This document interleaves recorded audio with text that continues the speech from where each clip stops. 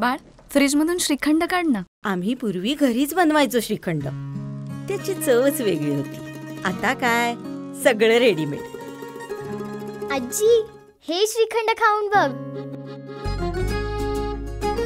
आज तुझ्या आईनं घरीच बनवलं की काय? हे आहे गोकुळचं श्रीखंड. अगदी जिभेवर रेंगाळणार. जिभेवरच नाही तर मनावरही रेंगाळणार. गोकुळ श्रीखंड, मनावर रेंगाळणार.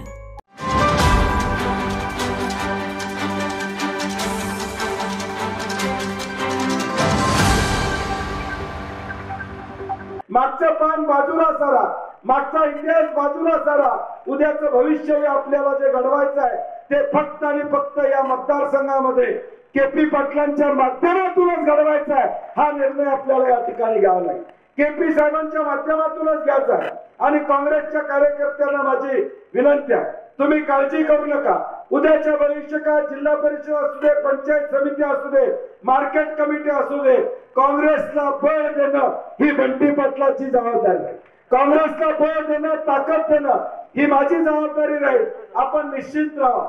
अनेकांनी केपी साहेबांच्याकडनं शब्द घेतले की उद्याच्या भविष्यकाळात काय होणार, काय नाही होणार. आपण काळजी करू नका. महाविकास आघाडी म्हणून या उद्याच्या निवडणुका सगळ्या आपण एकत्रितपणे लढवायच्या आहेत, संघटित या ठिकाणी लढवायच्या आहेत. त्यामध्ये कुठली अडचण या ठिकाणी येणार नाही. परंतु आता जर आम्ही एकोपा व्यवस्थित ठेवला तरच आमचं उद्याचं भविष्यकाळ चांगला असणार आहे. उद्याचं भवितव्य आमचं चांगलं असणार आहे. हे भवितव्य सुकर करायचं असेल तर येणाऱ्या 20 तारखेला आपल्याला मशाल या चिन्हासमोरचं बटन आपल्याला त्या ठिकाणी दाबावं लागेल. कुठेही दबावाचं राजकारण असेल आपण काळजी करू नका. कुठल्या संस्थेतल्या कर्मचाऱ्यांनी येत असेल तर त्या कर्मचाऱ्यांना माझं सांगणं आहे, बंटी पाटील त्या संस्थेचं नेतृत्व करतोय, त्यामुळे कसलाही दबाव आपण या ठिकाणी घेऊ नका. कुठल्याही संस्थेमध्ये असू दे, अडचण कुठली नाही, काळजी आपण करू नका. आम्ही सगळेजण या जिल्ह्यामध्ये विजयराव देवणे असतील, मी असो, या जिल्ह्यामध्ये एक रान पेटवलेलं आहे. हे रान कुणासाठी पेटवलेलं आहे? या कोल्हापूर जिल्ह्यातल्या सामान्य लोकांना या ठिकाणी आधार देण्यासाठी आम्ही करतोय. हे जे का आज वनवा आम्ही घेऊन फिरतोय, मला तर सगळेजण म्हणतायत तू लई शत्रुत्व या लागलाय. मी म्हणलं आता घेतले तर आता विचार करायचा नाही, जे सामोरं येईल ते करायचं, ताकदीने करायचं. तुम्ही आहे ना माझ्याबरोबर? त्यामुळे मी ठरवलेलं आहे की शेवटी मी लढाई कुणासाठी करतोय? काँग्रेससाठी करतोय, महाविकास आघाडीसाठी करतोय. ज्या पक्षाने मला आजपर्यंत मोठं केलेलं आहे, ज्या पक्षाने मला 6 वर्ष मंत्रीपद दिलं, जिल्हा काँग्रेसचा अध्यक्ष केलं, आज जे काही या ठिकाणी बंटी पाटील आज या राज्यामध्ये नेतृत्वाने उभा आहे तो काँग्रेस पक्षामुळे आहे. हे मी माझ्या आयुष्यामध्ये कधी विसरू शकत. आणि म्हणून काँग्रेसचे आमदार निवडून आणणं, महाविकास आघाडीचे आमदार निवडून आणणं ही माझ्यासारख्या कार्यकर्त्याची जबाबदारी आहे. आणि म्हणून आजपासून सगळ्या काँग्रेसच्या कार्यकर्त्यांना विनंती आहे, पायाला बिगरी लावा. ही लढाई तुमची माझी दोघांची लढाई आहे. ही महाराष्ट्राच्या हिताची लढाई या ठिकाणी. हा महाराष्ट्र कुणाच्या ताब्यात जाणार आहे, हा कोल्हापूर जिल्हा कुणाच्या ताब्यात जाणार आहे, याचा निर्णय आपल्याला त्या ठिकाणी घ्यावा लागेल. आणि हा निर्णय घेत असताना तो चांगल्या विचाराच्या बाजूने गेला पाहिजे. छत्रपती शिवाजी महाराजांच्या पुतळ्याचा अवमान करणाऱ्या महायुतीचा आपण या ठिकाणी बाजूला करणं ही आपली गरज आहे.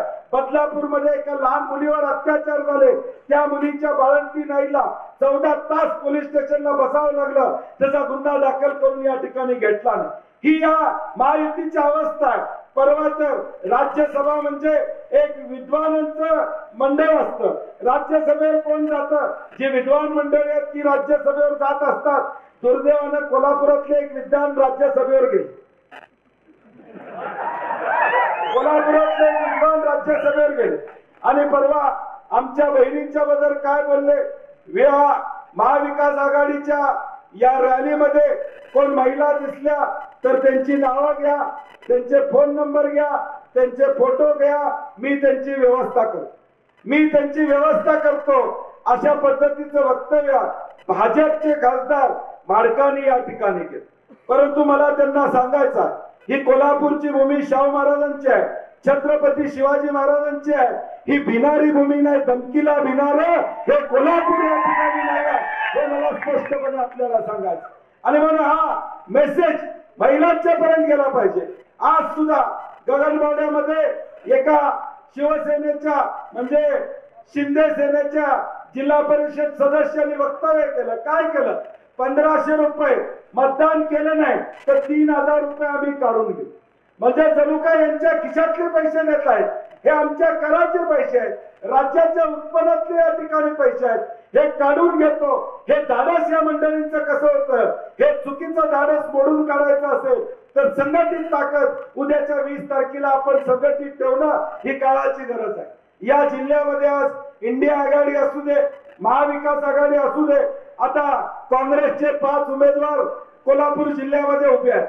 म्हणून काँग्रेसच्या कार्यकर्त्यांना माझी विनंती आहे, या 5 मतदारसंघामध्ये शिवसेना सकाळी 7 वाजल्यापासून रात्री 12 पर्यंत आमचं काँग्रेसचं काम त्या ठिकाणी करत.